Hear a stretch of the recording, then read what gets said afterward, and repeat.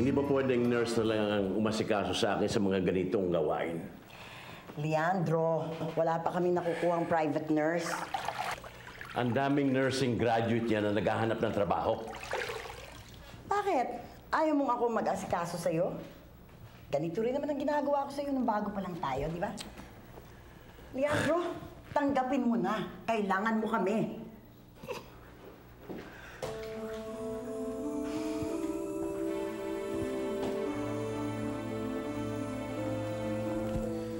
Tad, ba't yung ginaganito? Ano bang pinuputok ng butsi mo? Hindi kayo sinupot ni Atty. Asturias? Nagtataka nga ako eh. Alam mo, hindi siya tumawag sa akin uli. Nilabas na sa ospital si Daddy, hindi natin nakita. Pag bumalik siya sa probinsya, lalong hindi na natin siya makikita. Siguro mahina pa siya, anak. Pero kilala ko ang daddy mo. Pag nakalakad na yan, o kahit hindi siya makalakad, sigurado akong pupuntahan tayo nun.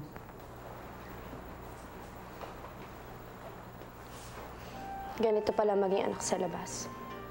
Iha, Bakit ganito, Mami? Parang parusa sa akin yung naging anak ninyo ako ng Daddy. anak. Huwag ka namang magsalita ng ganyan. Hindi naman niya tayo pinababayaan, ha? Ano ba tawag niyo dito? Hindi naman kasalanan ng daddy mo kung hindi tayo pwedeng pumunta doon o kaya hindi siya pwedeng pumunta rito. Kahit naman pinupuntahan pa niya tayo ng parating Patagoy. Sino may sabi niyan?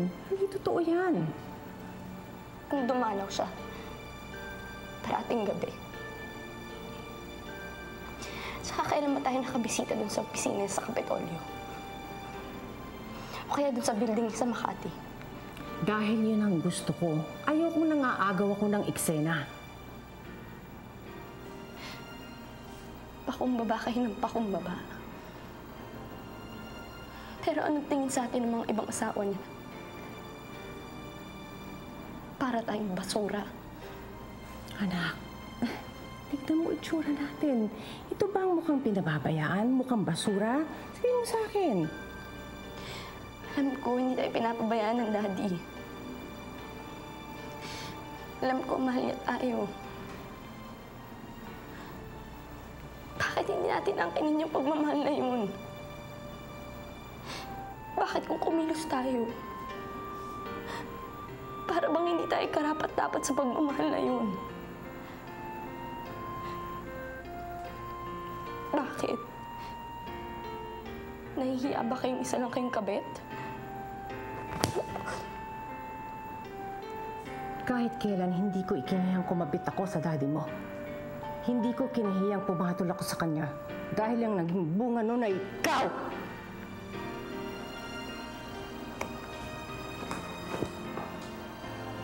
Paano ang pinili niyong papalit na gobernador ng San Dionisio eh? Sino may sabi? Sabi sa TV, in-interview siya pag-alis niya rito. Magkaharap tayo nung bumisita si Amanda sa daddy mo. Wala naman tayo narinig na gano'n, di ba?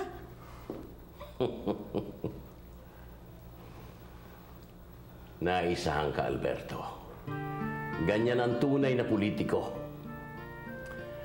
Ang hina mo talaga, oh. Kung lagi kang may isa ni Amanda, buti pa nga, siya nang pipiliin kong kapalit ko. Siguro mas gusto mo maging anak ng Iluminada para hindi ka nahiya sa katayuan mo. Hindi mo kinahiyang ang pagiging anak sa labas. Naiintindihan ko na po kayo, Mami. Akala ko tuloy-tuloy na ang galit mo sa akin eh. Mami, I'm sorry. Anak, gusto ko lang ipakita sa daddy mo na hindi tayo ganit katulad ng ibang pamilya niya. Ang hirap ng katayuan natin eh. Hindi ko man lang maipagmalaki na isa rin akong Montemayor. Bakit hindi? Ipagmalaki mo. Hindi naman natin ikinahihiya yan, bagamat hindi natin pinagyayabang. Pero inaapakapakan nila tayo. Anak, ayoko lang ng skandalo. Alam mo yun. Kaya naman nila tayo ginaganito kasi alam nilang hindi tayo lalaban eh. Hindi ko sinabi sa'yo na hindi tayo lalaban. Hanggang kailan tayo magpapaapi? Anak, anong laban natin ngayon? Hawak nila ang daddy mo. Buhay pa nga si Daddy, ginaganito na nila tayo. Paano na tayo pag wala na siya? Panapanahon lang yan, anak. Panapanahon lang yan.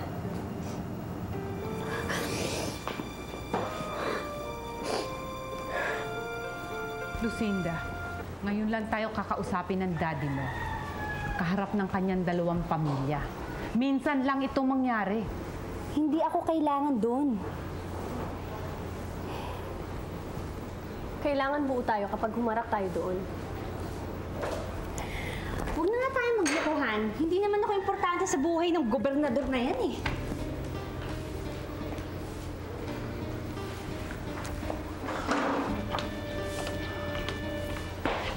Ano na yan? Akong bahala sa kanya, Mami. Ang tigas talaga ng ulo ng batang yan. Palalambutin ko. Hawak ko ang papeles ng lupaing ito, attorney. Nabili pala to ni Daddy sa isang contractor na sa murang halaga, no?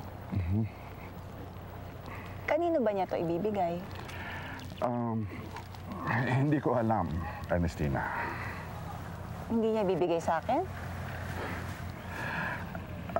Ernestina, hindi ko naman alam ang lahat ng nasa isip ng daddy mo. Marami ka palang hindi alam eh. Hindi mo rin alam na hindi ito nakarating sa pagbibigyan mo. Yung kotseng ginagamit ni Alicia, bigay pala ni Daddy, ano? At nakapangalan sa Montemayor Foundation. Oo, ideya ko yun na ilagay sa pangalan ng foundation. Nakikinabang pala ng malaki sa amin ang Alicia ngayon. Bakit naman iimbitahin pa natin sina Alicia at Zarina? Pakikibagayan pa natin yun sa pamamahay natin? Well, inaasahan silang dumating ng daddy nyo. O di wag natin imbitahin. Sabihin natin kay Daddy, hindi sila dumating. Hindi pwede. Bakit hindi pwede? Maghihinala si Daddy. Eh, hindi naman maniniwala yun na kusa na lang iiwas yung mga yun eh. At saka alam na mismo ni Amanda, di ba? Ang daddy mo nagsabi sa kanya. Narinig mo yun. Sige, paig na ako kina Zarina. Pero hindi ako makapapayag na dumating yung paborito ng Daddy, ha? Paborito ni Alberto. Mami. Eh, alam naman natin eh. Ang pinakapaborito ni Daddy, ang mag-inang Alicia at Rosa Camila. Mang Sosing, uwi na kayo. Eh sabi ng mami mo, samahan daw kita eh. Hindi ko kailangan ng bodyguard at hindi ko rin kailangan ng driver, kaya umuwi ka na. Eh ano sasabihin ko sa mami mo pag hinanap ka, pagagalitan ako nun? Ang sabihin mo, tinaguan kita, okay? Sige na, alis na. Eh bahala kayo mama. Sige na, sige na. Ay mahal ha. Oli ka na. Ano, may problema ba? Hindi. Sila ngayon ni Mami may problema. O tara na. Bakit Camila? Sinestor? Nanito ba siya? Wala, nakalib pa rin. Kumain ka hapon. Sinundo mo pa, di ba? Bago pa lang auto mo, ha? Hindi ko naman siya sinundo eh. Hindi ba ikaw yun? Sige, may gagawin pa ako.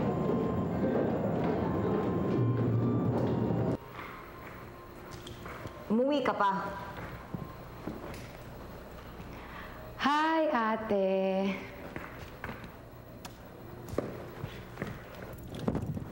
Alam mo, ang ganda mo pag nagagalit ka. Hindi ako nakikipagbiroan, ha? Kaya lang, sabi nila, pag lagi daw galit, mabilis tumanda. Meron kang ininom, ano? Pag ikaw uminom ng ininom ko, mawawala yung galit mo sa mundo. Hindi pwede. Pinsan ko may-ari nito. Hindi na siya may-ari nito. Emil, ano ba ito? Eh, ito oh. Kinukuha yung kotse, hindi man lang nagpapakilala. Eh, sino po ba sila? Pinadala kami rito ni Gob para bawiin itong kotse. Nasa pangalan ito ng foundation. Ito po, Solano.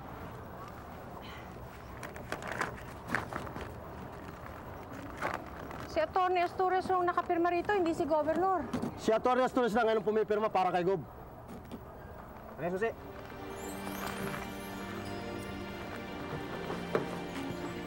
Unti-unti tayo.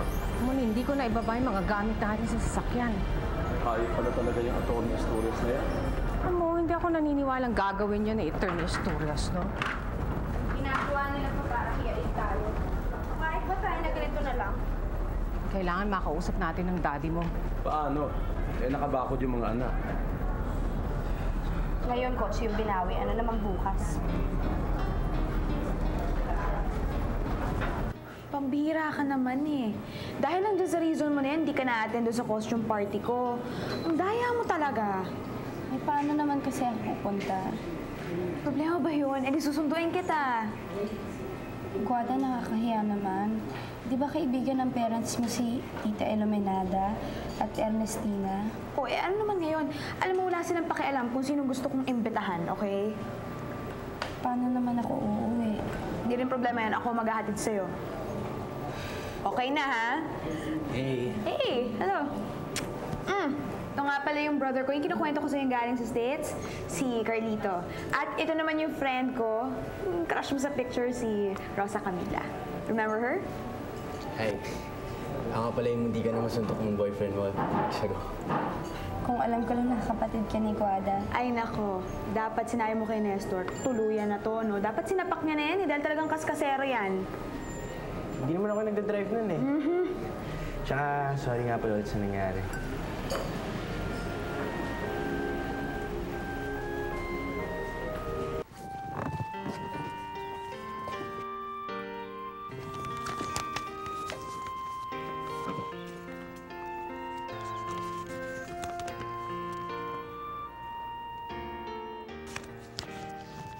O sige, kunin niyo na yung kotse niyan, dalhin kung saan, ibenta.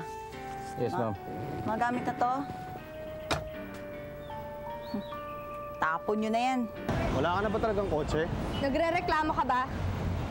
Ba't ka naman ganyan makatanong? Marami pa tayong dapat pag-usapan. Kung ang pag-uusapan natin tungkol kay Lucinda ng isang araw, aminin ko.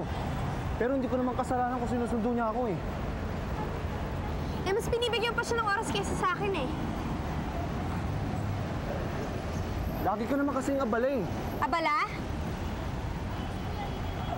Abala sa NGO. Sa pag-aaral mo.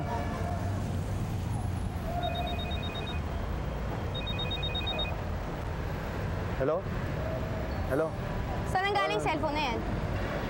Sandali lang. Ano? Sino nagbigay niyan? Binili ko. Pinili mo. Eh, bakit pabulong-bulong ka sa usap mo? Lucinda? Alam mo talagang kailangan mo kay Nestor, ha? Pwede ba tigilan mo na kami? Teka. Matatag pa rin ang suporta ng ating partido sa tatlong bayan. Baka sa isang linggo, makabalik na ako, Bise. Malapit na rin pong matapos ang simbahan ng Santa Fe. Maraming salamat sa inyong suporta, Gobernador. Monsenyor, mayroon pa ako isang lugar na gusto kong i-donate sa simbahan. Kakausapin kayo ni Atty. Asturias tungkol dyan. Maraming salamat, Gobernador. Pagpalain kayo ng Diyos. Under control ang peace and order situation sa ating bayan, Gobernador. Nagdagdag pa ng isang batalyon, si Chief of Staff. Sabihin mo sa boss mo, General, na handa kong suportahan ang kanyang kandidatura kung tatakbo siya sa Senado sa susunod na eleksyon. I would like to assure you, Gob, na babalikan niyo ang Kapitolyo na ayos yung iniwan niyo. Parang hindi kayo nawala. Salamat, Bise. Bueno, maraming salamat sa inyo. Tuloy na ba kayo? Magpalakas kayo, Gob. General. Asahan po namin ang pagbabalik ng umaga. Monsenyor. General, salamat po. Alberto. Dad. Ano nangyari doon sa sinabi kong pagpupulong ninyo ni na Ernestina Paloma, at yung iba pa ninyong mga kapatid. Pinaghahandaan na namin, Dad. Gusto kong matuloy na yun. Yun ang priority ko para sa akin. Gawin mo agad. Ayoko nang papatay-patay ka. Opo, Dad. Bakit ka ba dininervyos? Kasi naman, Mami, sabi sa akin ni Guada susunduin niya ako alas 7. Mag-aalas 8 na eh. Baka naman nakalimutan na ako nun. Yung gagawin niyo, kaibigan mo yun, ano? Hindi man lang siya tumawag. Darating yun? Ano ba? Relax. Alam mo, Mami, marami dong panahon na darating. Pati nga daw yung mga amiga ng Mami niya darating eh. Ngayon na. Ako na ka na.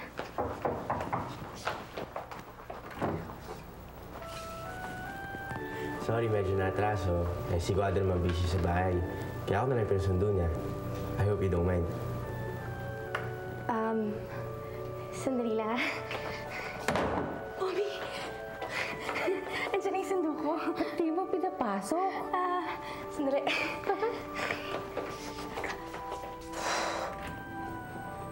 Pasensya ka na. Tuloy ka muna.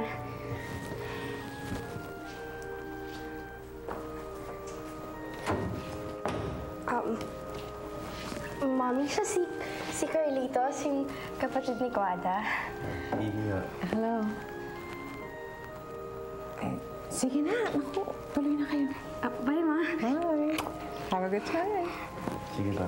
Bye. Okay lang kayo dito? If you need anything, feel free to ask, okay? That's good. Thank you. Hi, guys. Happy birthday. Thank you. Hi. Thank you so much. Aba, alam mo, kahit nakamaskara ka pa dyan, makikilala at makikilala kita ron sa Camila. Happy birthday. Thank you. Camila, gusto ko paalala sa mga kaibigan ko na kasama ko sa States. Ito si Louie at si Vic. My friend Rosa Camila. Camila, family name mo? No. I'm Rosa Camila Montemayor. Ang kapal ng mukha mo. Kapal ng mukha mo para magpanggap na isang Montemayor. Huwag mo nga lolokohin yung mga tao dito dahil hindi ka Montemayor. Umalis ka dito. As usual, guess ko siya. Tita, wala namang problema kayo dito eh. Alis na lang. Wait. Teka, masyado makapal yung makeup mo. Bawas-bawasan mo lang.